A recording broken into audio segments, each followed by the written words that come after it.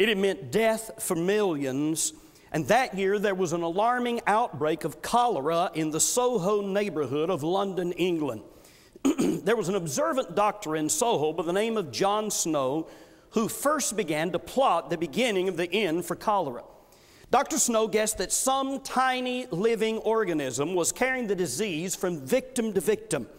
Now, the idea of tiny, invisible bugs carrying disease was not something new with Dr. Snow, but it was considered at that time something like a crackpot idea. This was over a century and a half ago. But Dr. Snow knew what he was seeing. He also thought he knew of a way to track these little invisible bugs as they traveled around the city of London. You see, everywhere these little bugs went, they left dead people behind them. Dr. Snow began putting dots on a map, and that's the actual map, every time there was a cholera death. Then it happened. A really brutal outbreak of cholera left 500 people dead within days of each other. Almost all of the deaths occurred in the neighborhood where Dr. Snow himself lived. Dr. Snow also noticed that the deaths were concentrated around a public well located on Broad Street. There was one dot on Dr. Snow's map that was the dead giveaway. It was the death of a woman who had lived in Soho but had moved away. But she really loved the taste of the water from the well on Broad Street, so she paid to have that water delivered to her home quite some distance away. John Snow no longer cared what the scorners said. He now knew that the little bug that was killing everyone was located in that well on Broad Street. He formulated an ingenious plan that truly would stop the further spread of the disease. In a little while, I'll tell you what Dr. Snow did to stop the further spread of the cholera epidemic. I've never had cholera, thank God I haven't, but I've experienced some dangerous things in my life. At age 12, with no knowledge of how to swim, I ventured out into the ocean where the water was over my head. I want to tell you, that'll bring some fear into you if you haven't had any. At age 15, I was on a motorcycle traveling about 30 miles an hour when a car pulled out in front of me. Because of other cars that were waiting at a light, I found both lanes coming and going in front of me totally blocked. Miraculously, God spared my life. When I was 28, I was the pilot of a small plane that went into a dive and a spin, and I found myself looking at the ground coming straight at me at 180 miles an hour with full power on. Also not a pleasant experience. More recently, a few years ago, I flipped a John Deere lawn tractor on top of me and broke my leg. And when they say nothing rides like a deer, I want to tell you, you really can believe them. And incidentally, I don't recommend any of those activities for any of you here tonight. But far and away, when I look back on the perils that I have experienced, I would have testified that one of the most dangerous activities of my life was dating.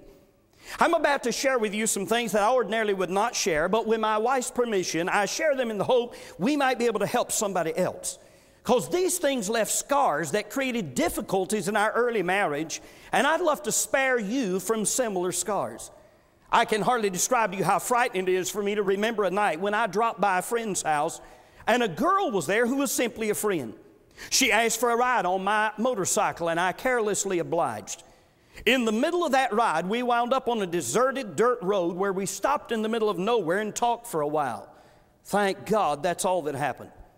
Another night, a different girl and I were out until almost 2 o'clock in the morning before I dropped her off where she was staying. It still frightens me to remember those nights and how close to destruction I came.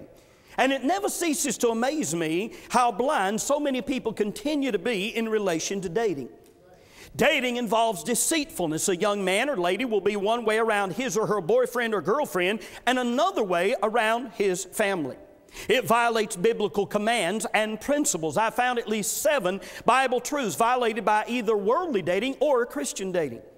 Dating deletes or dilutes parental involvement and parental authority. How many times has a parent been distressed because his son or daughter liked someone the parent did not approve of?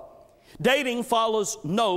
Don't ever let a sick world laugh at you because you have enough sense to stay morally and spiritually healthy by not drinking out of their polluted, contaminated wells. Oh, I know there are people in our day think we're crazy like people thought Dr. Snow was crazy, but we have spent decades watching the destructiveness of dating. We simply cannot deny that the dating game is much like the cholera germ in its destructive capability among our young people. Incidentally, once Dr. Snow broke the handle off the Broad Street pump, London never again experienced another cholera outbreak like that of 1840. Dating is wrong and hurtful, but it's worse than that. Dating is like an idol in our day. Idols cannot be dealt with gently. Idols must be destroyed before an altar can be built that will truly honor God. That means this: until we destroy this abominable idol of dating, we will not even begin to understand God's thinking in the area of how to get safely and properly to the marriage altar.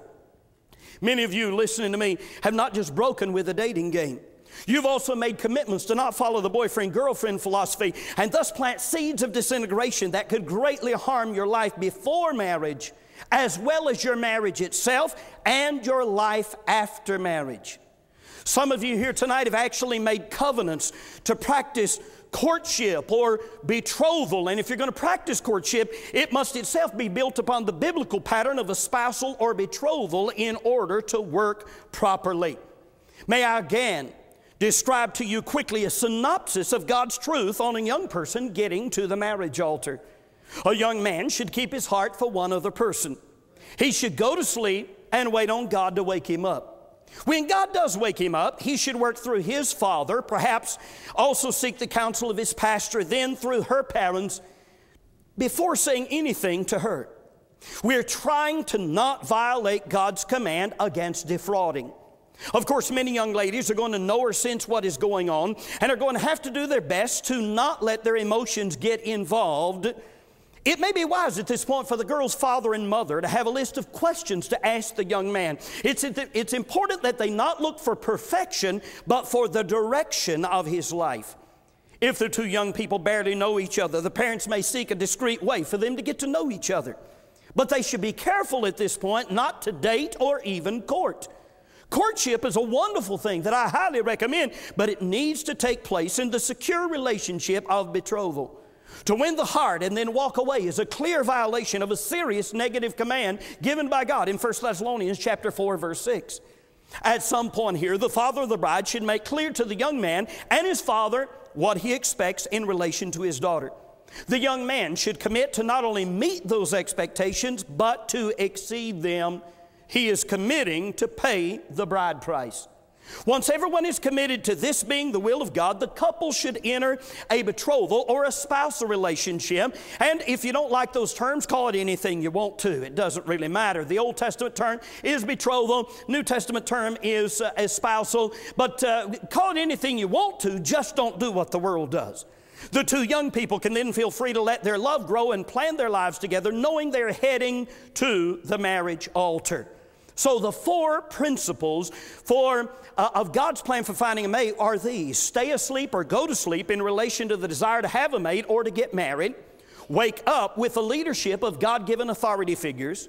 Number 3, make a wise decision as much apart from emotion as possible to avoid defrauding. And number 4, establish a secure relationship that includes physical purity and the winning of the lady's heart.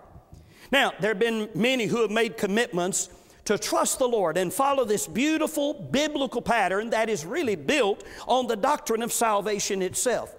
Some have not made covenants, but recognize the wisdom of following God's plan and pattern and have decided to do so, whether you actually use the terms that others do or not. Whatever you choose to call this, I salute you as long as you follow God's principles and refuse to bow to the world's idol. Isaiah 58:12 describes the ministry of this wise, strong, bold, godly, committed group of people who are stepping out against the tide of this world and saying, we want God's best.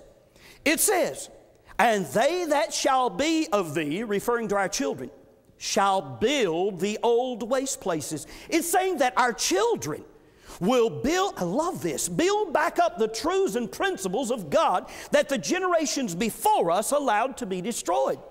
One of the exciting things to me about speaking